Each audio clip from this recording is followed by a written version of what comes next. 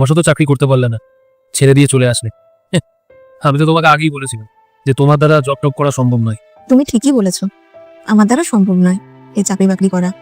যাক, তুমি একটুখানি জানতে তো পারলে যে এই জব করা অত সহজ নয়। সহজ সত্যিই নয়, তবে সেটা শুধুমাত্র মেয়েদের জন্য, ছেলেদের জন্য নয় কিন্তু। আমি আসছি। হ্যাঁ, আরে বৌমা, সকালে জলখাবারটা তো দিয়ে যাও।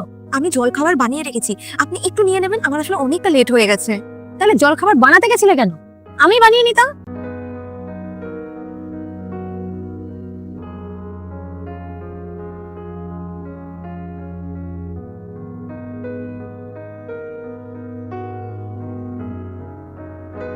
আর বলিস না রে, কাজের যা প্রেশার আজকাল, উফ কি বলবো। ঠিক আছে চল, রাখ ভাই। কি হলো, আজকে এত লেট হলো তোমার অফিস থেকে আসতে? আজকে অফিসে যেতে 1 ঘন্টা লেট হয়েছিল না, ওই জন্য সব কাজ সেরে তারপরেই আসলাম, তাই লেট হয়ে গেল। ঠিক আছে, কোনো ব্যাপার না। একটা কাজ করো, তাড়াতাড়ি রান্না করো, খুব খিদে পেয়ে গেছে। আর মাও কখন থেকে ওয়েট করে রয়েছে। আমি এক্ষুনি বানিয়ে দিচ্ছি।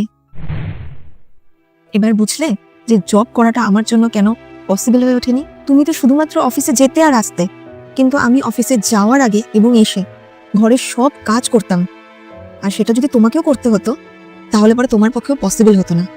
যদি স্বামীর সহযোগিতা থাকে তাহলে একটা মেয়ে সব কিছুই করতে পারে।